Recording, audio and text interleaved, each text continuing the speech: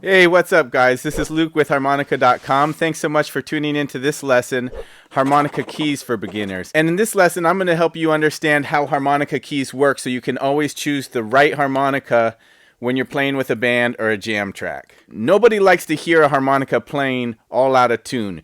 You don't want to be this guy. Oh yeah, I sound good.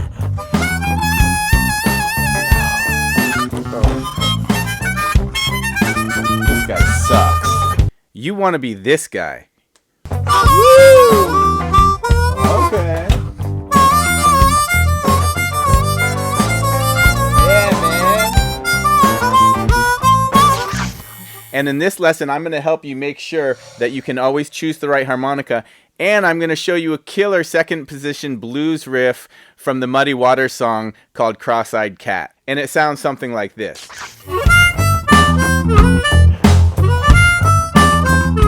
I'm not going to get all into the theory of how keys are constructed and sharps and flats and all that music theory, because you don't really need to know that in order to know how to choose the right harmonica for the song. It's enough to know that piano players, when they're changing keys, they substitute black keys for white keys.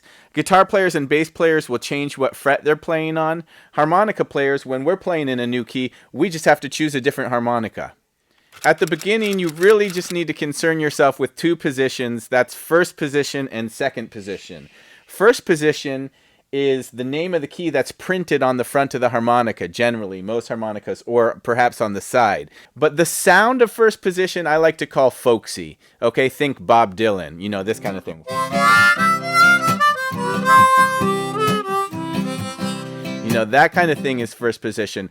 Also, groovy kind of stuff like Easy Like a Sunday Morning, that 70s sound, country, a lot of reggae music, pop music, all will be in a first position. It's a very pop kind of major tonality to be in first position.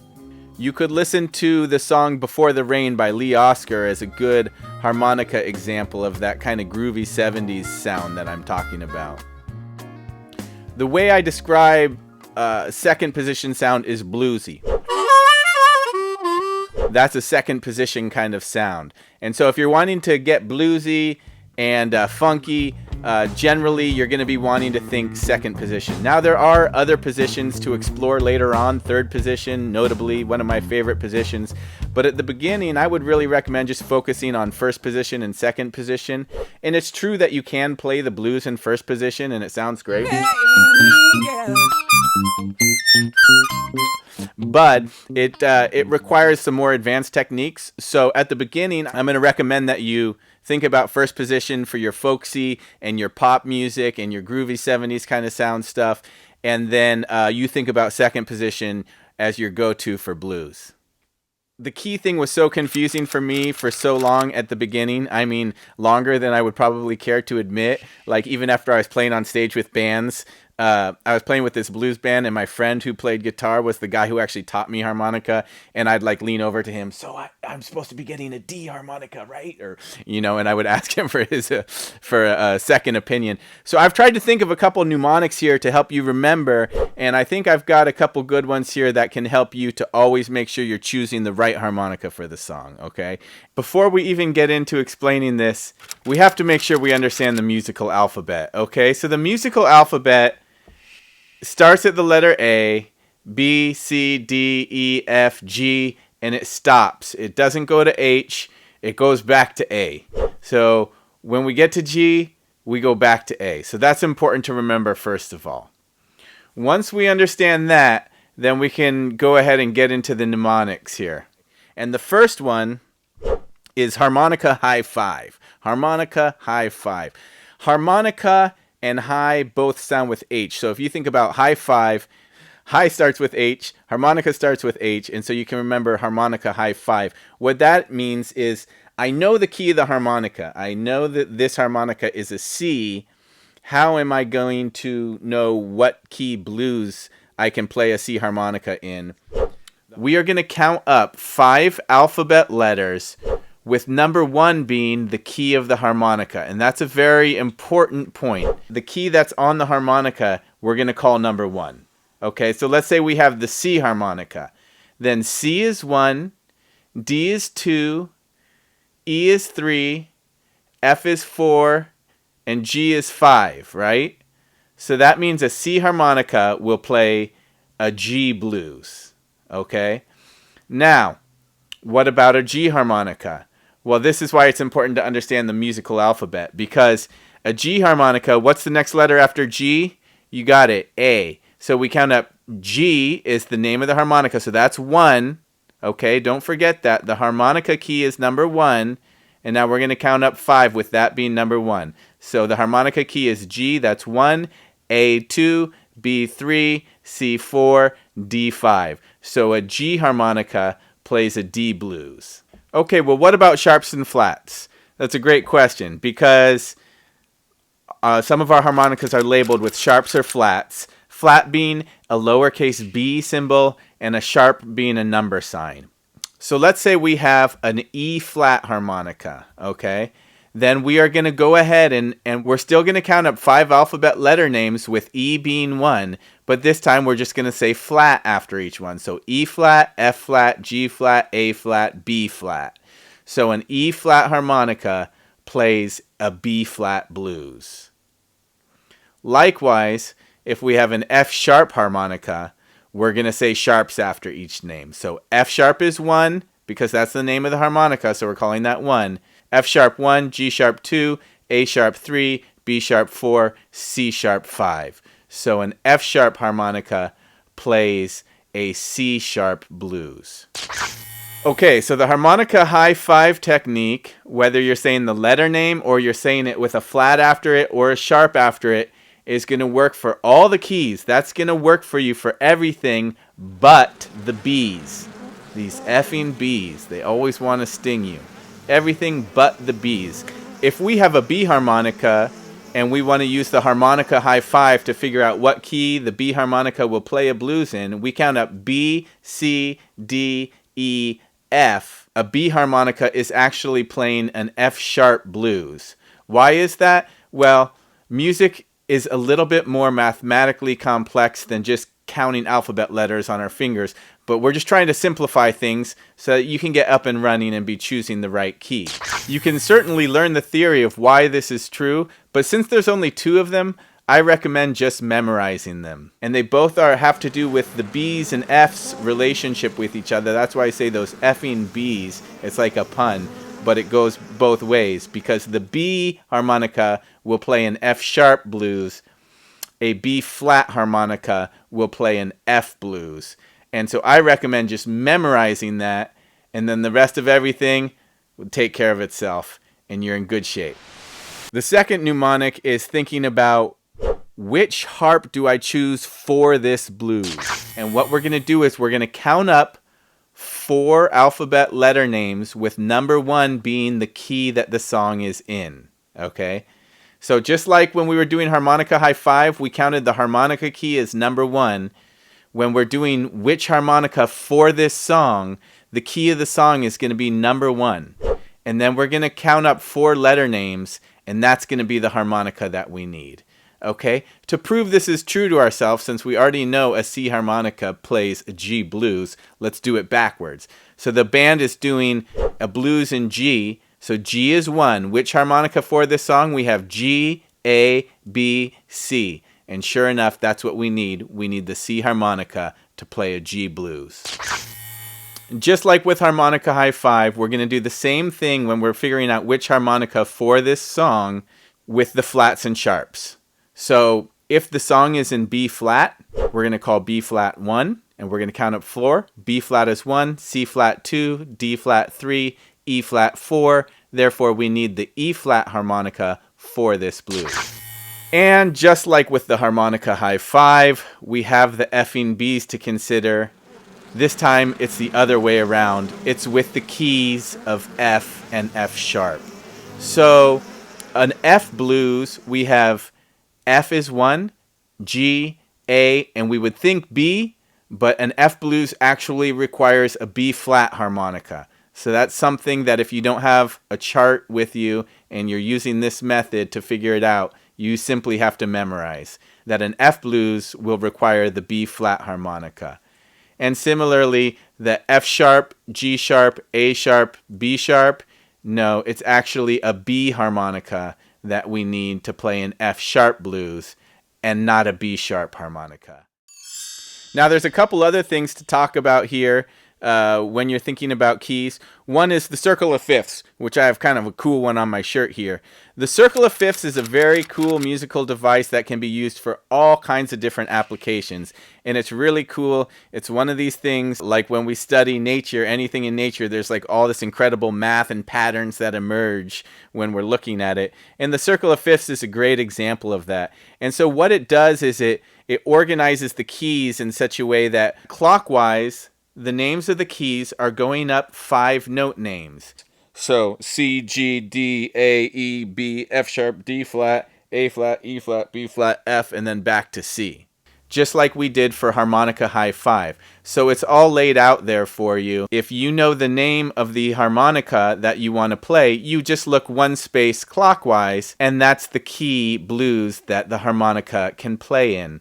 So harmonica high 5 concept is laid out clockwise around the circle of fifths. And it's even taking care of our effing B so we don't have to remember that.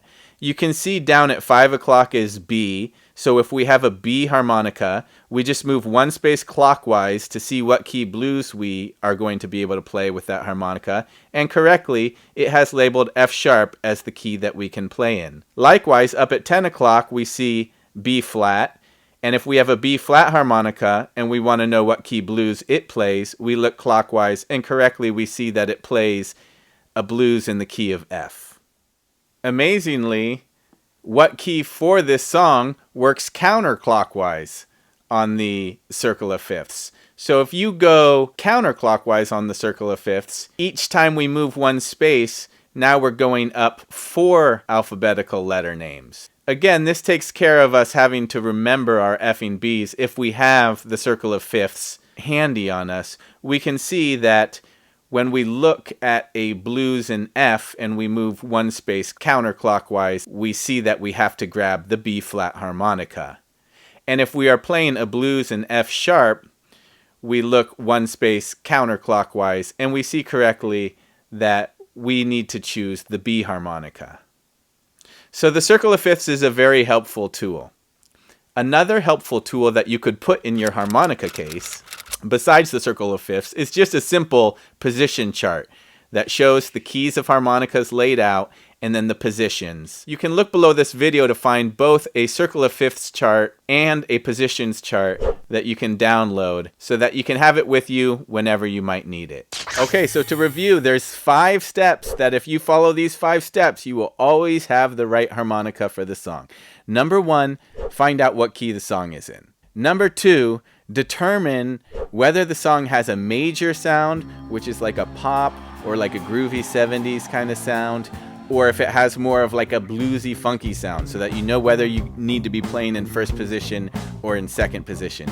And if your ears are open and you make the wrong choice and you start playing, something's not right. Okay, so I thought it was in second position, but I guess it actually needs to be in first position. And that's happened to me many times on gigs where I'm playing and all of a sudden it's like, this doesn't sound right. I got to choose the other one. Number 3, if it's a major sounding key, you already know what to do. Just grab the harmonica that's labeled in the key of the song. Number 4, if you don't have a chart that shows you what second position is and you don't have the circle of fifths to move one space counterclockwise, then you just remember which harmonica for this song and you simply count up 4 steps. Number 5, we have to remember our sharps and flats. So if we're doing which harmonica for this song and we have, say, a blues in A flat, we're going to remember to say our flats. So we have A flat, B flat, C flat, D flat. So we know we need a D flat harmonica to play an A flat blues. And we also have to remember our 2 gotchas. And that's it. If you know all that, then you're always the guy or gal who's playing in the right key. Let's get into playing some music. I love the Muddy Water song, Cross-Eyed Cat. It's actually one of the first songs I learned on the harmonica where I was like, this is cool. I'm playing something that's really cool.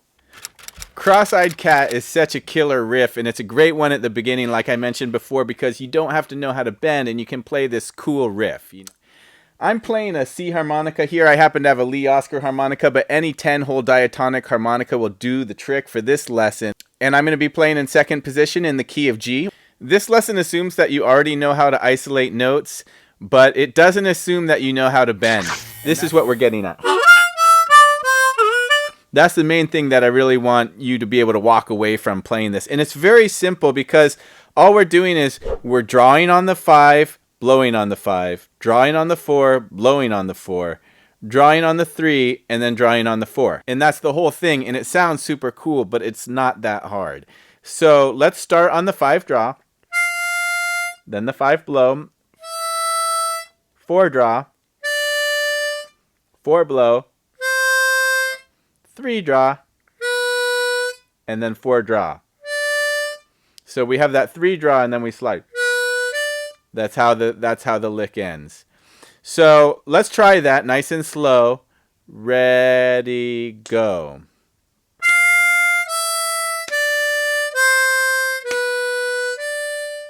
Again.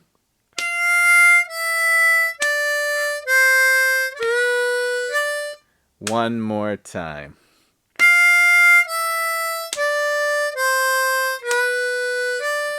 Like I always say, if you don't know where the 5 draw is exactly, just start on 1, slide over 5. There's the 5 draw. And in this song, it actually sounds really cool to do a fast slide into the beginning of the lick.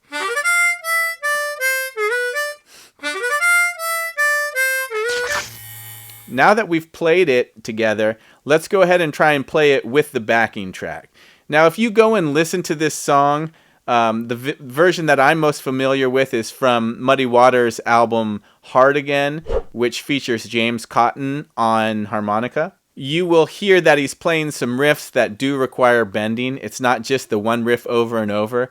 But for right now, we're just going to play this one riff over and over because we're beginners. We're just learning, and this is fun. So we're just going to play the riff 12 times, all right? 1, 2, 1, 2, 3, 4.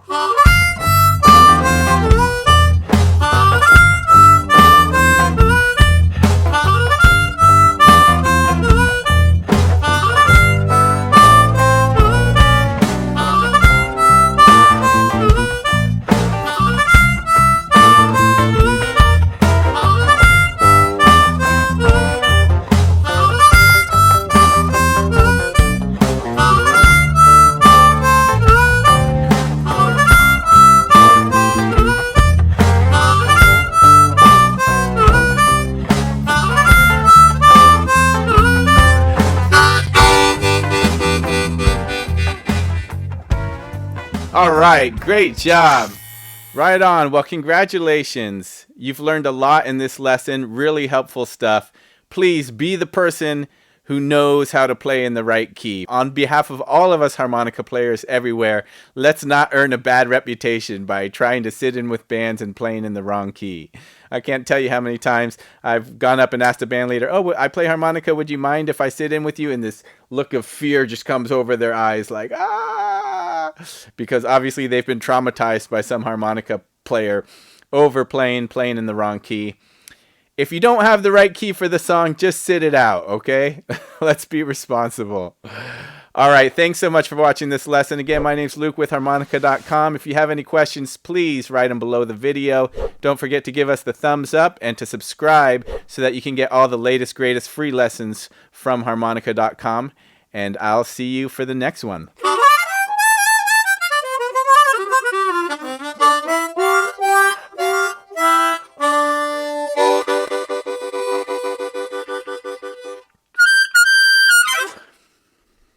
Which is that if it's in a blues, which is number 1, which is which is if the harmonica which is okay, I give up. I just give up. I'm done. I quit.